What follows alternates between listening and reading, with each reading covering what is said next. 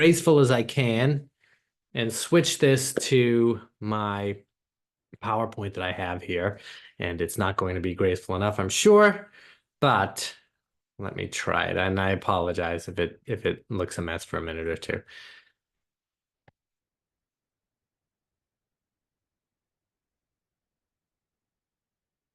Okay, there you can see. All right, wonderful. Well, as I've already mentioned, this is MEFA's Saving for College presentation. My name is Jonathan Hughes. I'm the Associate Director of College Planning and Content Creation at MEFA. I've worked at MEFA for a really long time. So I've talked with a lot of families over the years, the decades, in fact, that I've worked at MEFA. And I'll tell you before I get started that saving for college is my favorite thing to talk about. I worked for a long time and still work intimately with our savings programs, two of which we'll go over tonight. Well, both of them, we'll go over them tonight. But I want to say before I get started, something that I repeat to families all the time, and it sounds maybe like a line, but it is absolutely true, and that is, in all the time that I've been working for MEFA, I have never talked to anybody who has regretted saving what they saved for college. Everyone is glad that they've saved what they have. Maybe they wish that they've saved a bit more, but they always express gratitude for what they do have.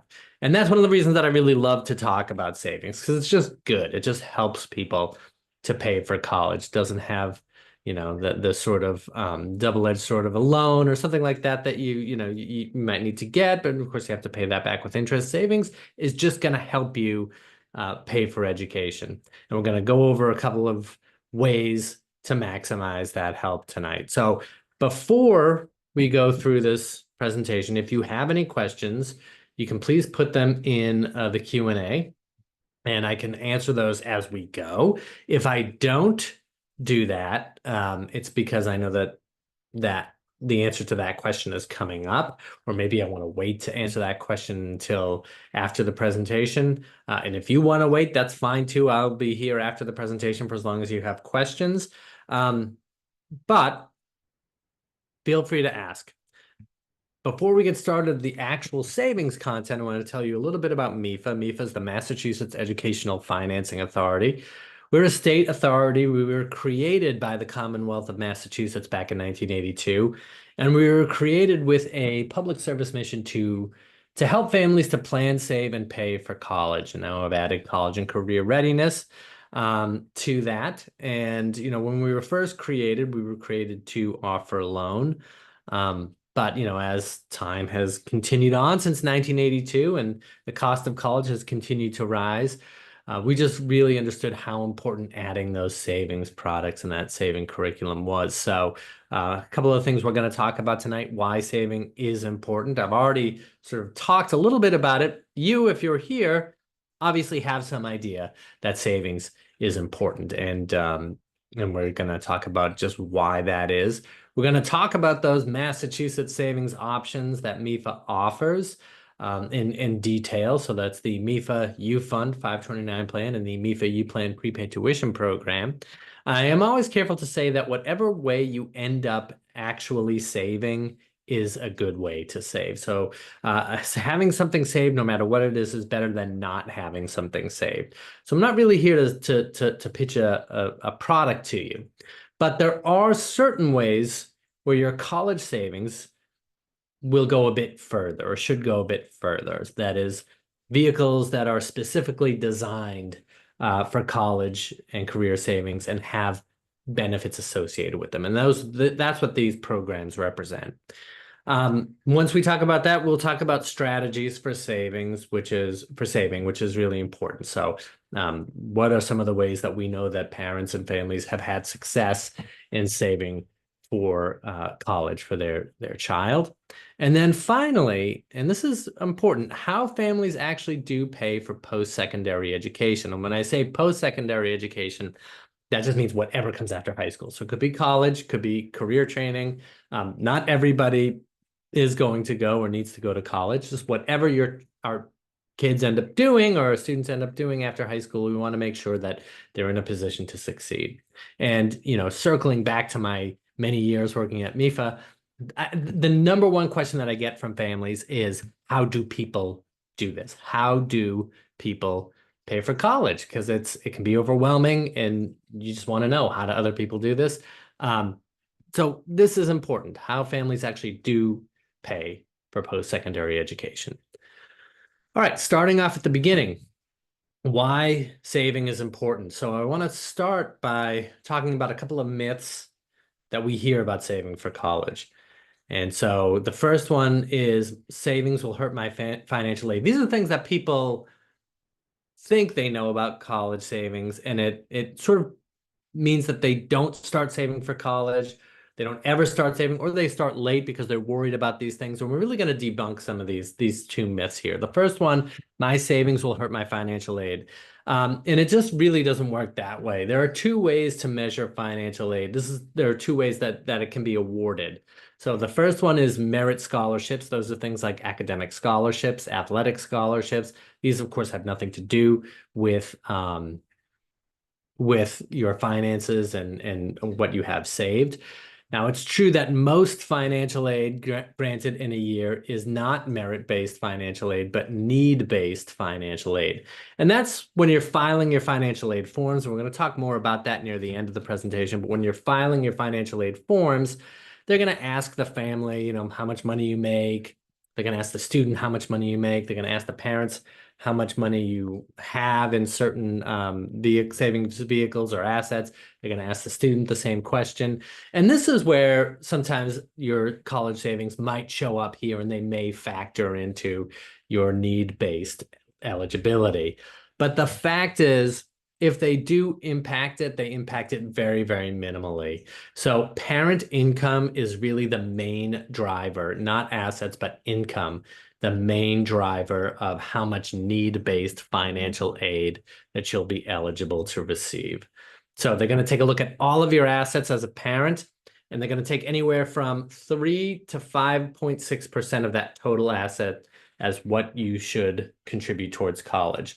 So that's what that is. Whereas income, they'll take anywhere from 0 to 47% of your adjusted gross income for the year as to what you can pay for college. It's a progressive scale, so the more you make, the more they'll expect you to pay. So income is way more heavily factored in than savings or assets. So to the extent that it may impact things, it will not impact it anywhere close to coming close to negating the value of actually having the savings. If you have $10,000 saved, they're going to expect you in the financial aid formula then to pay an extra $560. So that's what we're talking about. The second one is that it's not worth saving for college if I can't save the entire cost. Now, we hear about the cost of college a lot. Every fall, there are articles about it now costs this amount of dollars to go to this particular school for the year. And if you have that in your head as the amount that you need to save times 4, I can see why it would be paralyzing. I remember when my son was born, my colleague said, let's see how much college is going to be for him when he turns 18. And it was a huge number. And I thought, oh my God, I can never save that amount. And you know what? I probably can't save that amount, but that shouldn't be my target. There is financial aid available. Most families are going to qualify for some level of financial aid. And everything that you have saved is something that you don't have to finance another way, including borrowing. So it is definitely worth it to save what you can, even if it's not the entire cost of college. And we're going to talk more about financial aid, as I said, later on near the end of the presentation. So your college savings will definitely help you. Gives you more education options. It can increase the range of colleges that you're applying to or looking at. Really, the biggest thing for me, it reduces or eliminates the need to borrow loans. So as we all know, student loans and educational loans are a huge story right now. People are graduating sometimes with all this debt, and they have a hard time paying that back. Loans can be part of how you pay for college, but you shouldn't be borrowing more than you can comfortably afford to pay back. And savings can play a huge role in making that a reality. As we've already mentioned, it has a minimal impact on financial aid eligibility.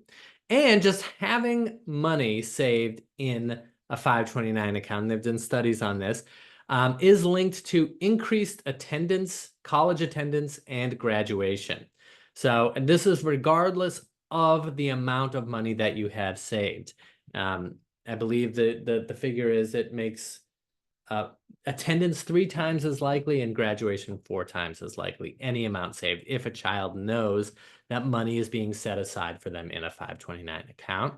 And this is true across income levels. It doesn't just benefit the upper and middle classes. This is lower to middle income classes as well. So we've seen this across the board. I see I have a question here, if I can get to it. And I apologize, that Zoom changed the way they do things, and it's kind of confusing me still. Oh no, here we go. All right. Yeah, we're gonna get somebody has questions on strategies for saving, and we're gonna get to that. First, I want to talk about the 2 actual savings vehicles that you can use among many, but the ones that we're going to talk about tonight are the Massachusetts specific options. The first one being the MEFA U Fund, and that's the 529 plan. And 529 plans, if you've heard of college savings vehicles, you may have heard of 529 plans. They're kind of the most well-known at this point way to save for college. They become like the college savings vehicle of choice. And essentially, it's a tax-advantaged investment plan. And so every state is charged with creating their own 529 plan. And Massachusetts' plan is the MEFA U Fund. We have contracted with Fidelity Investments to offer this program. So it's a MEFA program, but Fidelity handles the investments and services the account. So I have a couple of U Fund accounts myself, one for my nephew and one for my son.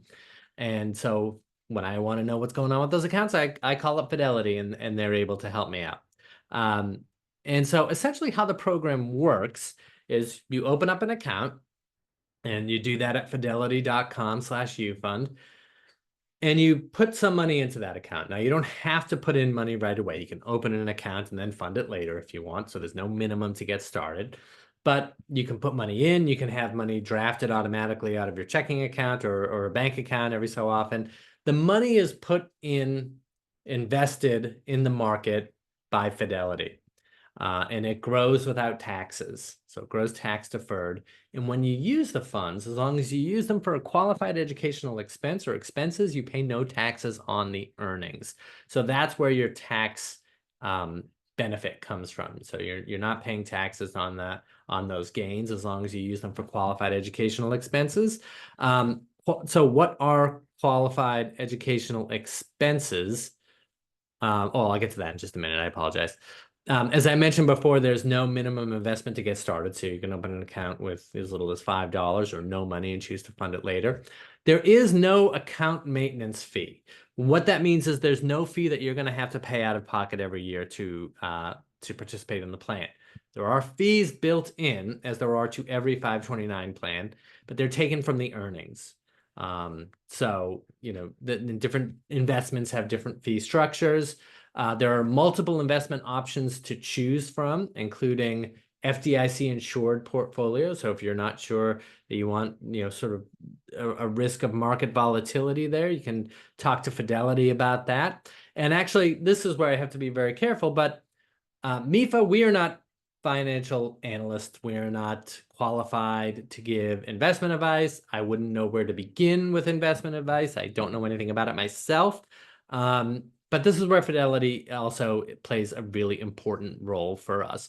So if you're not sure and you're going through the application and you get to that point where you have to choose an investment option, that's where most people, myself included, stop and say, well, I don't know. I don't know anything about investment. How do I know?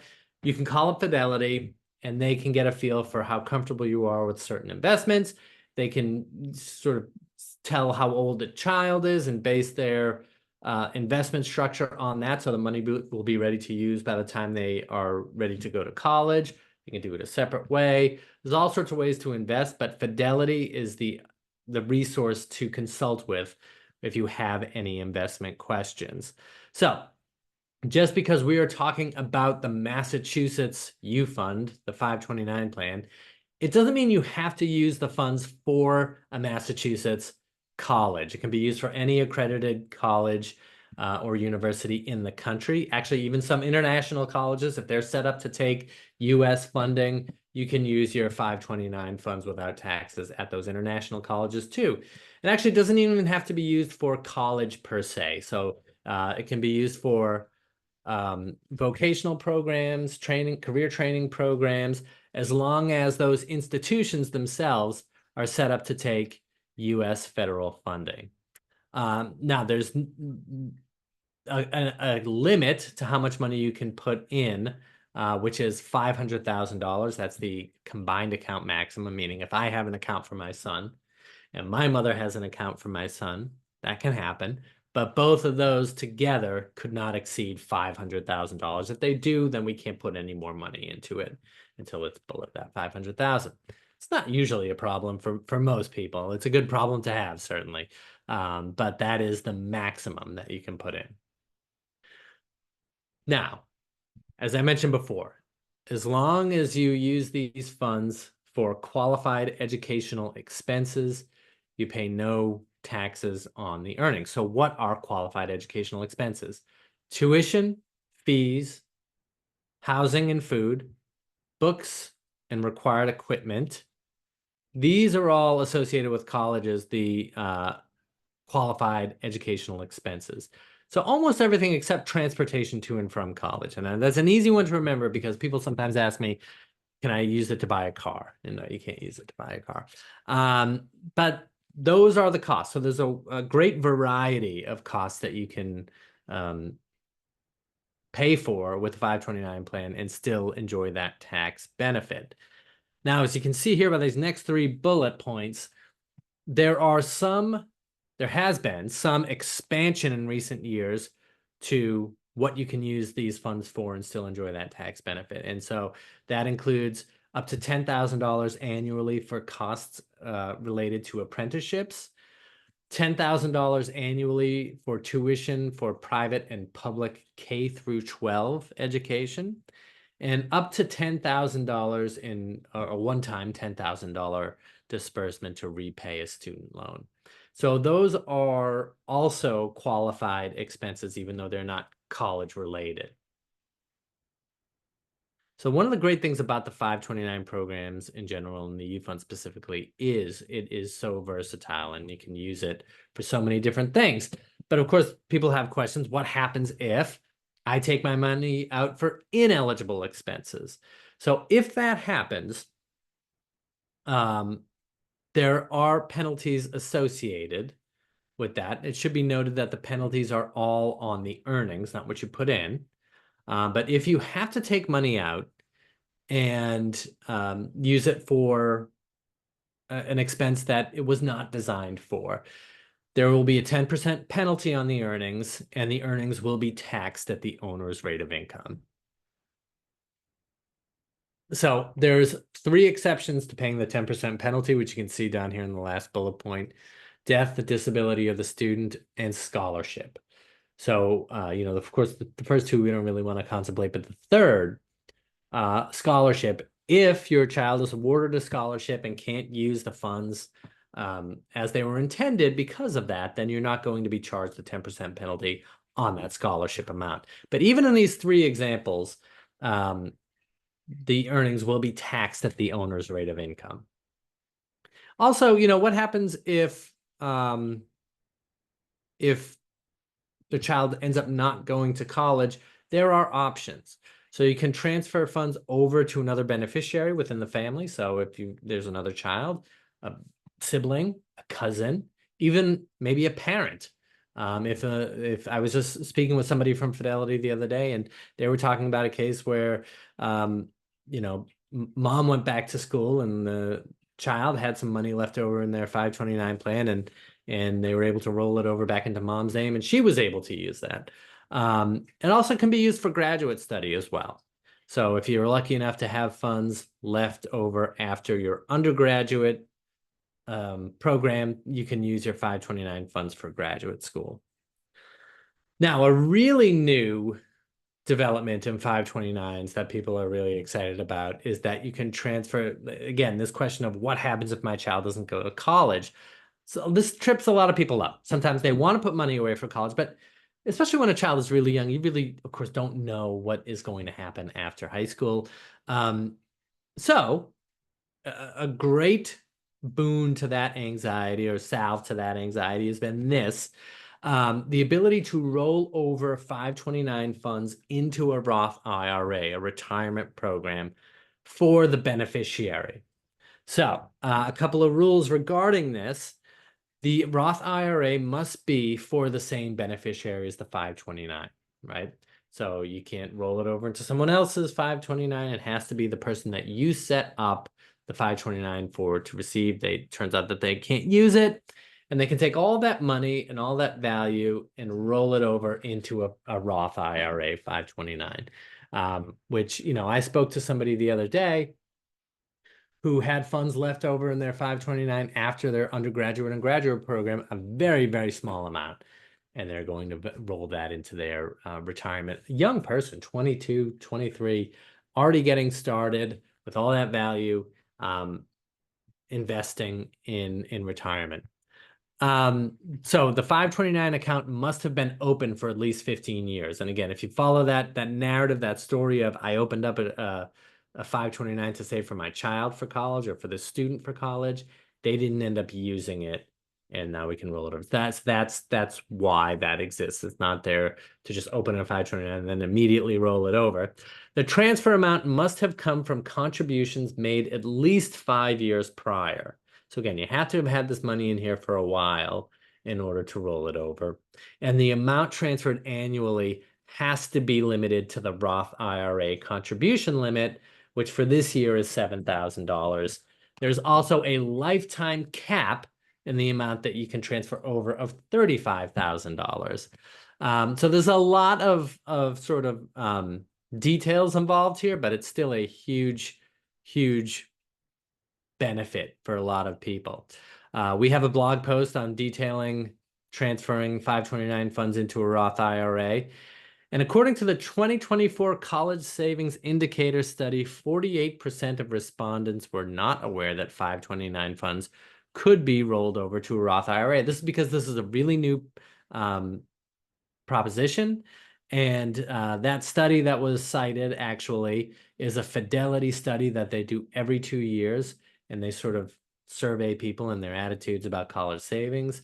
And if you're interested, we just did a podcast with Fidelity about the 2024 College Savings Indicator Study. So you can check that out on the MEFA podcast.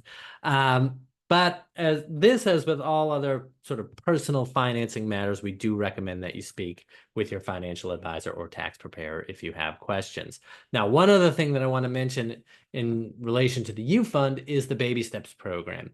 So if you have a child or know someone who is expecting a child or has a young child that may qualify for this, you want to know about it. It's Massachusetts's first statewide college savings account, seeded college savings account program. It was created by the Massachusetts Office of the Treasury in conjunction with some other organizations, MEFA included. And essentially what it does is it sets aside $50 in a U Fund account for every baby born or adopted in Massachusetts or lives in Massachusetts before their first birthday or first year of adoption.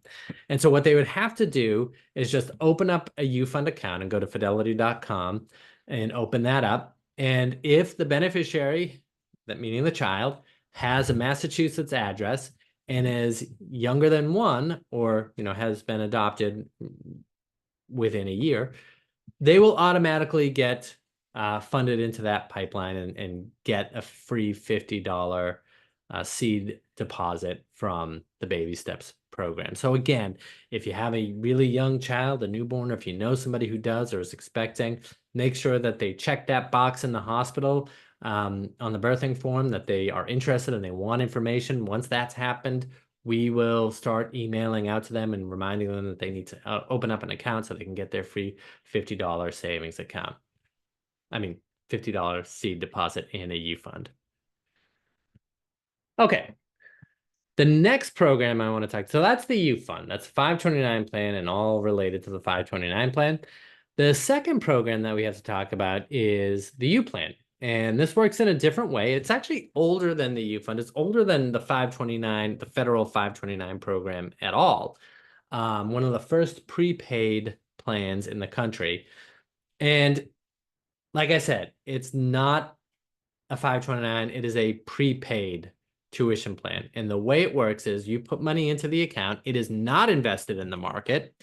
It's actually invested in bonds that are backed by the full faith and credit of the Commonwealth. And depending on how much you put in, you're locking in a percentage of tuition and fees for this year at every participating college or university in Massachusetts. So there's a large network of Massachusetts public and private colleges that are partnered with the U Plan. I think about 70 by now. And how the program works, like as I said, you can open an account at any point throughout the year, put funds in. You can put, just like the U Fund, a lump sum in, or you can get a sort of recurring draft set up where your money is being contributed every month or so. However it is convenient for you to do, you can do that. The money is invested, or it sits in a money market account and throughout the year and is gaining interest. And then there's an annual bond purchase. Or as I said, that the money is invested in general obligation bonds. There's a bond purchase in August. And so we take all of the funds that have been contributed plus the interest throughout the year and buy bonds. Now, if you have at least $300 in your account by the time that happens, that is enough to buy a U Plan certificate and lock in a percentage of tuition. If you have under $300, it is not enough. So there's a $300 minimum, but your money will stay in the account. And if you're continuing to contribute throughout the next year, perhaps then you'll have over the $300 amount to buy a certificate. But let's say you put in over $300, your money is invested in the U Plan. Depending on how much you put in that year, that is going to buy a percentage of tuition at each participating college. Now, you don't have to pick the college that you're investing in when you put the money in. You just put the money in and you select the year or years that you want to use the money in. And then since every college has a different tuition and fee figure, you're going to buy a different percentage at every college. And we'll get into that in just a little bit more detail later on. I just wanted to mention here, well, I think I mentioned everything on this slide here. So maybe we won't. I'm sorry. Disorganized here. So how the U Plan works is, let's assume that you put in $1,000 in 1 year. And you say, okay, I want this to all go towards my son or daughter's freshman year in college. And that's going to be in 2035. Okay. So you put in $1,000, that's all going to the freshman year. If a college costs $10,000 this year and you put in 1,000, you purchase 10% of tuition for 2035. So by the time 2035 comes around, if they go to that college and that college is now $30,000, well, you've got 10% of that, or $3,000. So your $1,000 became $3,000 because it kept pace with the increase in tuition from the time that you purchased and the time that they went. And so that's how locking in the percentage works. At a different college, you may have locked in 5 or 2 or 1%. And whatever tuition is in that year, when they end up going to that college, that's what you'll have. Now, you'll get every year a tuition percentages report with all the participating colleges and the percentage of tuition that you have purchased there for the year or years that you've chosen. You can add to that every year. And if you're putting in the same amount of money, let's say you put in another $1,000, tuition's gone up the next year, right? So maybe it won't be 10% at that $10,000 college, because maybe that's not 10,000 anymore. Maybe it's just below 11,000. So maybe you'll have 9.5% of tuition. Well, if that's going towards the same year, that's going to be added on to the 10% you purchased, so you'll have 19.5% of tuition. So it's essentially betting that, you know, the value of this is going to outperform inflation, because tuition has been rising at a substantial rate, right? And this is so it's going to keep pace with that increase in tuition. I can already hear the obvious question in your mind, which is what happens if my child doesn't go to a participating college? If that happens, much like the U Fund, you can transfer those funds over to another beneficiary, or you can cash out, get what you put in plus the interest. Unlike the U Fund, there's really no penalty for unqualified distribution. So you get what you put in plus the interest. In the state of Massachusetts, it's not taxable. Distributions are not taxable. And it's our bond council opinion that federally they are not taxable either. So it doesn't, using the funds, whether it's for college or cash out, sent to a college or cashed out, it doesn't trigger any tax paperwork. Can it be used for graduate school? It cannot. We cannot send funds to graduate school for a percentage of tuition and fees. You can cash out, as you said, and use the funds that way. But typically speaking, it's been a little bit different lately since inflation has been quite high, because what happens is we put funds into the general obligation bonds. It starts to accrue interest at CPI. And so typically, the increase in college tuitions has outpaced CPI. But sometimes the rate of tuition increases has been smaller than CPI. If that's the case, we have to cash funds out to you if it's worth more that way. That's what happens.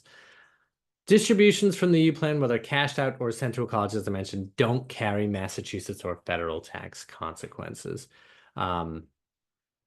So that is the U plan. Now, these freeze tuition, a percentage of tuition, and mandatory fees. Mandatory fees are defined as fees that every student has to pay, regardless of their year or their major or whether or not they live on campus, meaning that food and housing costs are not locked in with the U plan. Freshman orientation fees are not locked in with the U plan because they're specific to a year. Lab fees specific to a certain major. But basically tuition and mandatory fees are locked in. There's also an additional tax benefit for both of these programs, and that is there's a Massachusetts state income tax deduction for your contributions. So you can deduct up to $2,000 of your contributions to either of these programs on your Massachusetts state income taxes if you are a married filer filing jointly, or $1,000 for individual filers. So limits are per filer, not per account. So that is the ceiling that you can deduct. And again, going back to that fidelity study of college savers, 66% of respondents said they would be more likely to save if Massachusetts offered a tax deduction, and we do. So a lot of folks don't know that, but we do offer that, and it is a sort of just a little boost for folks to start saving. Now we're going to talk about strategies for saving. So how do we know people have saved and have had success saving? And the first tip that we have, and it's similar to retirement savings in that it benefits you to start as early as possible. So use time to your advantage, and we'll have a little bit more on that in just a minute. But even a small amount is going to go so much further if you start earlier. Start with a goal in mind. And again, the goal does not have to be 4 times the most expensive yearly tuition sticker price of that college before aid. There's a tool that you can use to sort of estimate how much money you might need to put away. I received this call a lot from parents of newborns who want to know how much they need to start saving right away to have college paid for by the time their child is 18. It's really hard to know that because there are so many variables, but we do have a tool that we'll see in just a minute about that. Taking advantage of unexpected funds, so tax refunds. I feel like stimulus payments are a distant memory by this point, but inheritances, anything like that. Save some or all of that in your 529. Using automatic transfers is key. I always tell the story of receiving the gift, receiving a college savings gift to open up when my son was just born, and we opened up his U Fund account. And when he was 9 or 10 months, I said to my wife, "Oh, we got to start saving money. We got to start putting that money away in the U Fund." She said, "Yeah, we've been doing that for like 8 months," because it was coming out of my checking account, and I just never saw it. I never see it. So I didn't know. And so we know people have had success doing that. My favorite in this, get the word out, ask your family and friends to contribute. There is a gifting page. That image that you see here is a gifting page that Fidelity has created for the U Fund. You can decorate it with pictures of your child, when your child is set to enter college, what they may want to be when they grow up. And what that does is you can create a link and just email that link out to family and friends, and they can gift money directly into the account. So especially when kids are really young, they don't know they're missing out on a toy or a gift or something like that. And it's just going to go such a long way. So, having family and friends contribute to a child's 529 is just huge. I remember I had an aunt who would give me $25 every time I saw her. I took a picture of it with my phone and mobile deposit it in that way. And it was a great, easy way to save. And then finally, involving your child in the process. So, show them this is what they have for college. We know that has an outsized impact on their graduation and attendance rates. It's also fun for them to see how much money they have and see the balance go up. They can save some money too. I remember speaking with a college administrator who had her daughter, she told me, save half of everything she got, put it in the U Fund first. And not only did it help her college savings, as she told me, but it became a habit that she just always saved half of everything that she got. It just became a lifetime habit. So good habit to have. I wish I had it. Now, this is the tool that I wanted to show you about how you can estimate, your goal and how well you're doing to meet that goal. We have a college planning tool on our website called, it's a catchy name, MEFA's College Planning Tool. But it's basically a personal strategy to pay for your child's higher education. It's going to help you come up with that. And you create a profile for your family. You put in, your the parents, you put in the children, when they were born and their age. And the colleges that they're looking at, you can search colleges, you can search types of colleges, you can search actual colleges and put that in there. And this graphic that you see here, it measures three key things, because part of the variables here, number one, we don't know where kids are going to go to college when they're younger, right? And as we'll see, that's a huge variable. We don't know how much financial aid you're going to get, huge variable. And we don't know, obviously, how much money you're going to have with market forces and things like that. So the first thing they're going to estimate here is the child's anticipated date of entering college. And based on that date, they're going to check how these particular colleges that you've entered, or these particular types of colleges, so public, private, 4-year, 2-year, etc., what has been the tuition increase rates from year to year? By the time your child is headed to college, what is it likely to be? And that's that big line you see going up there, right? So right up there. Secondly, how much money have you started saving? What have you got? How much money are you continuing to save on an ongoing basis? And so by the time your child gets there, how much money will you have? And you can fool around with that. You can say, a 5% rate of return, a 6%, a 7%, a 10%, whatever it might be. And it will sort of estimate, again, how much money you have. And then finally, you can put in your income, and it should give you some idea of how much gift financial aid you're eligible for. When I say gift, I mean not including loans or work study, but grants and scholarships. How much money just comes right off that bill. And then you have what you're left with, essentially. So in this example here, we have an estimated cost of about $59,995, and that's for 1 year. Parents are eligible, families eligible for $7,073 in grants and scholarships. They're likely to have $32,000 saved, which is great. But it leaves them a shortfall of $20,920. And then it can give you options on how to meet that shortfall. So based on how you feel about this number, this 20,920, you can either put more funds into your saving. You can start looking at less expensive colleges. You can start applying for scholarships. And you can do that when your child is really young. There are scholarships I've seen as young as third grade, which is crazy to me, but they are out there. And so this can sort of help you track what number one, determine what your goal should be, and then track how you're doing along meeting that goal. And again, this is all just estimated. But this final number here, I don't know if it's final, but this next number here from the 2024 college savings study, 89% of respondents say they believe that the value of a college education is worth the cost. So,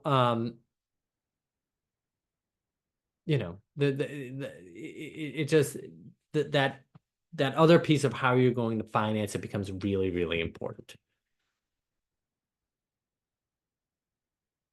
Okay, so strategies for saving. And here we go. Compound interest. Now, I am going to try, and forgive me if this does not work, but to launch a poll here.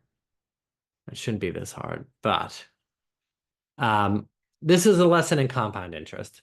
And it's about using time to your advantage. And compound interest is how 529s work, and it's essentially interest accruing on interest. So it's not just what you put away, it's the value that accrues on that over time.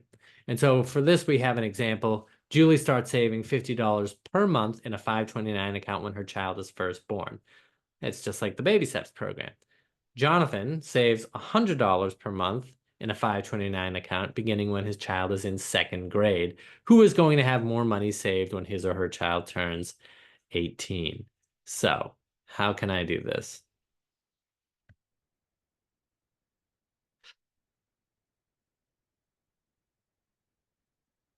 Oh, goodness. Where's my poll? If you want to just put it into the if you want to just put it into the Q&A, you can do that too. But I'm like frantically looking for the polling here. Oh, here it is. Yep, I'm gonna launch that poll. Oh, goodness gracious. Ignore the second question. I'm sorry. That's obviously a mistake.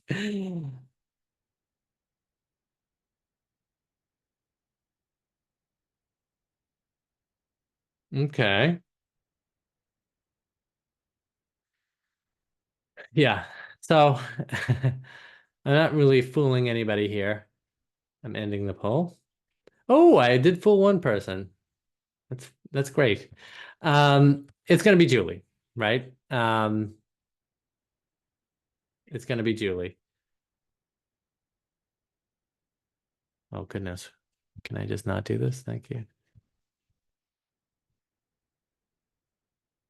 Okay, there we go. So thank you for bearing with me through that. So Julie starts saving $50 per month when her child is first born. When she gets to college, her child is going to have 21,536. This is based on a 7% annual rate of return until the child turns 18. So I do not too bad though. I'm at 19,798. But where the difference really comes in is you can see what they contributed in the interest, right? So almost half and half in Julie's case, it's what she put in. And then the other half is the interest. Whereas I had to put in much more and earn much less interest. So 13,200 I had to put in and accrued about $6,600 of interest, whereas Julie put in 10,800 and got 10,736. Again, bearing in mind these hypotheticals. But again, that just shows you how important time is and using time to your advantage. I did want to say one thing, and I'm looking for it here. I don't know if it is here, and I apologize. This is a new presentation for me. So, but in the strategies for saving question, we may get this near the end here.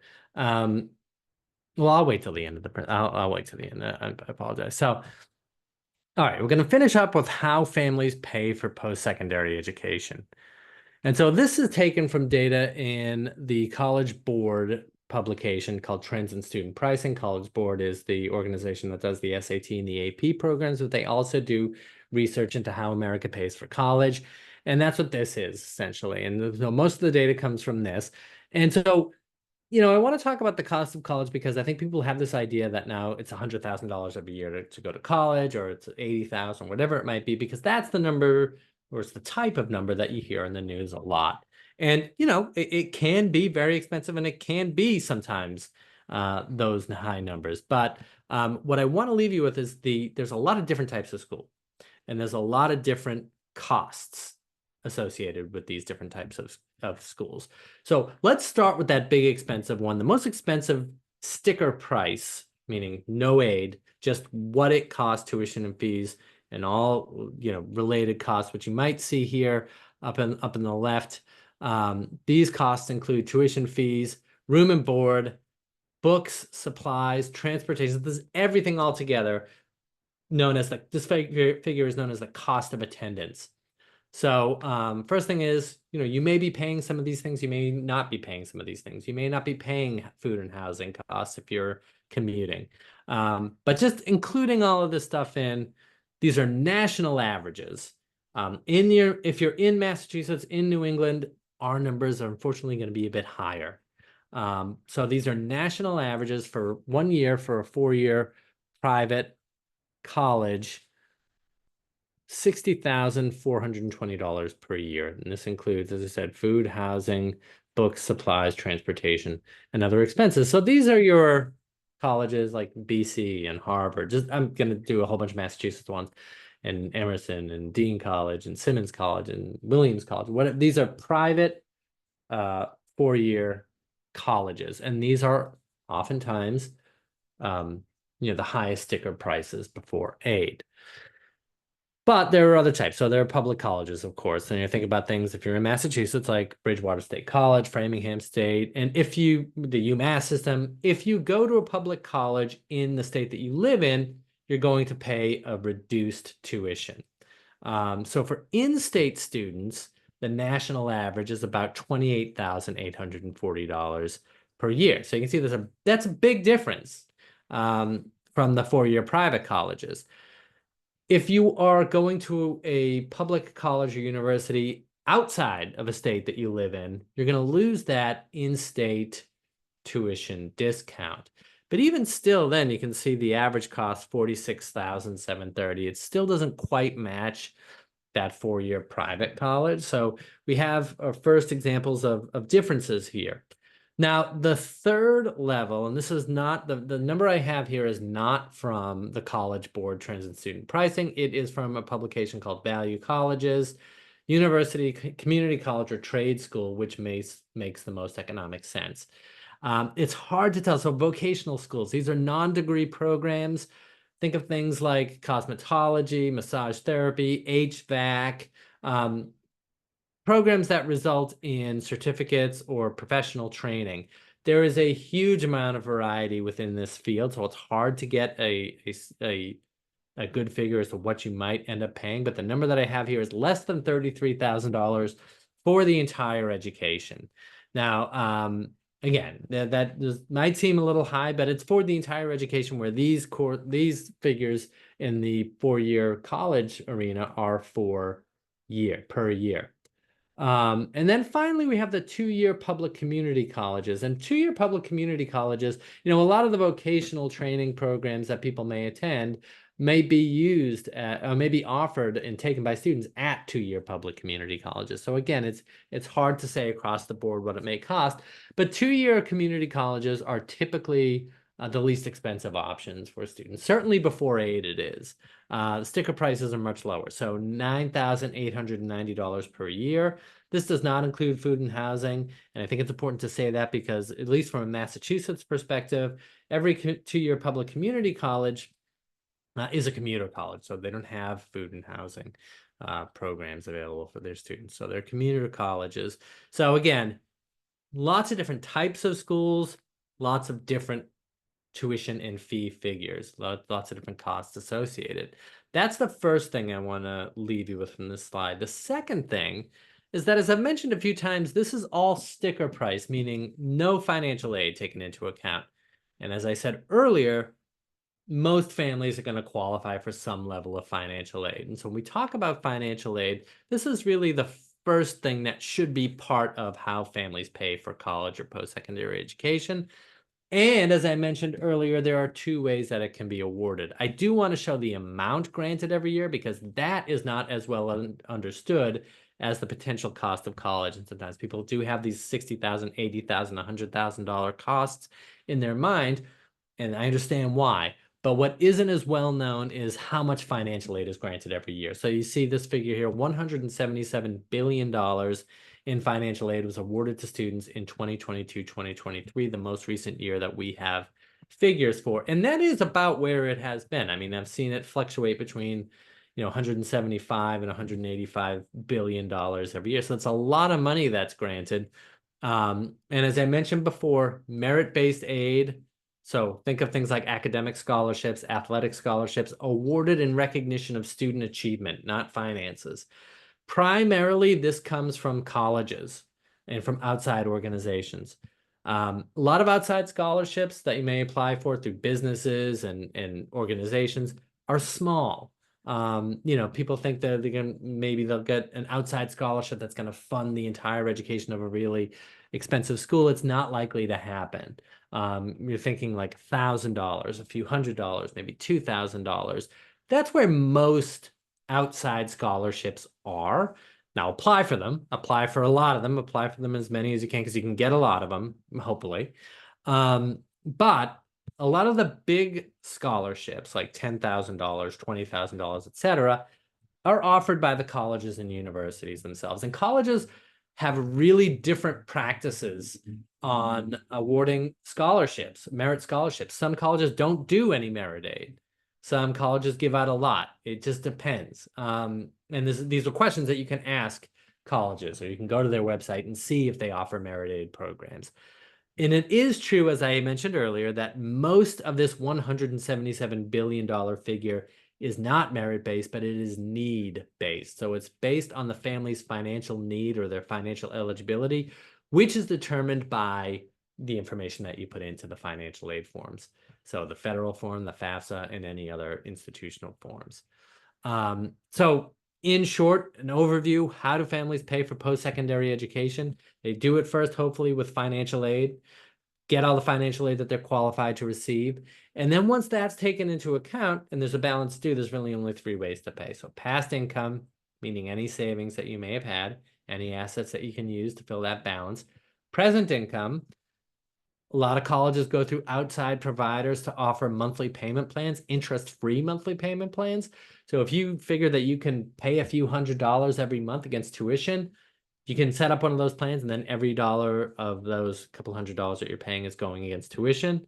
That can knock off some money here and there, especially used in conjunction with aid and with savings.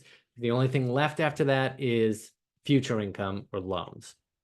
And so one of the things that you should know well in advance of this, we have this idea that students can borrow whatever they may need to pay for college in their own names, as long as they promise to pay it back. And that just really is not the case. They can do that through a federal loan program called the Federal Direct Student Loans. These are the loans that have been in the news a lot recently with forgiveness and then not forgiveness, and then monthly payment plans and then not monthly payment plans. But those loans have limits associated with them. So they're not going to be able to borrow, oftentimes the full cost of their education. And they're already part of the financial aid package.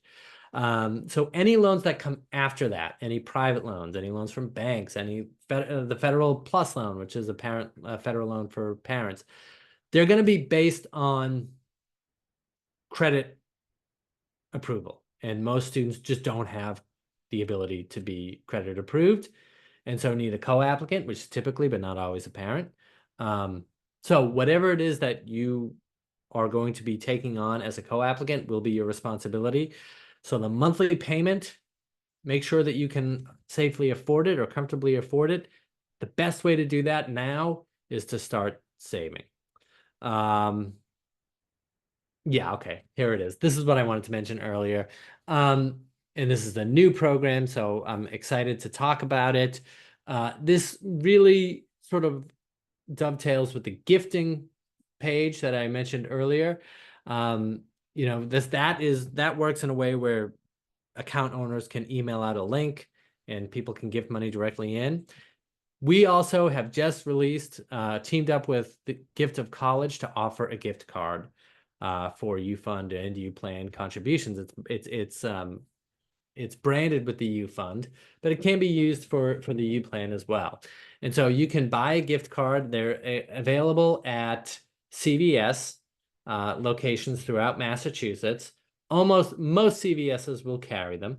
And you can put anywhere on the card from $25 to $200 and give it as a gift. It can be given to an expectant parent or the parent of a child, young child, or maybe even a child on the cusp of going to college. And they can redeem that and put that in a college savings account for the child. It can also be used to pay student loans or to contribute to an ABLE account, which is another 529 account used for individuals with disabilities. So it is a huge opportunity for us to expand gifting and for people to be able to go to a christening or a birthday or some kind of holiday or milestone with a gift card in hand to give for college. It makes it so much easier.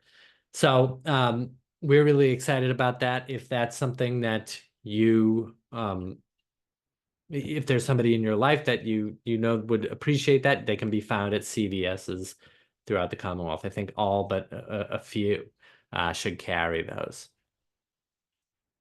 So next steps, start or continue to save. So the best thing you can do now is to start saving if you haven't started saving, and to look at if you can save more if you are currently saving. Talking to your child about college is huge. You know, try to foster that whatever interest that they might have. Talk about colleges. I talk about college with my son a lot. That of course to him now it's just more school, so he's not that interested, but trying to get that in there that it's different from school that he's in now. You can use online tools to learn more about college, like some of the ones that we went over earlier. Sign up for our emails, look at what we're offering for webinars, go and follow us on social media. This is our information here. And check out our podcast, certainly, where we talk a lot about college savings. Our YouTube channel, where we do a lot of our videos. And visit our website. Contact us with any questions that you might have. This is what we're here for, a not-for-profit agency to help you plan, save, and pay for college. So I see I have a Q and another question here. Yeah, hopefully I answered this question. So what happens if your child decides not to go to college for whatever reason? Can you not use the money, or can you move it to, yeah, you can move the funds to another child's account on both of the programs that we talked about. And then if you have to take funds out, there are some sort of penalties associated with that in the U fund and not so much the U plan. Any other questions that you have that I can help you with? I'll hang up for a minute. If not, thank you for coming, and you'll be getting the recording and the slides. And good luck to everybody.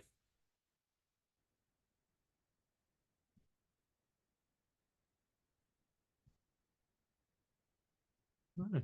Well, thanks everyone. Have a good night.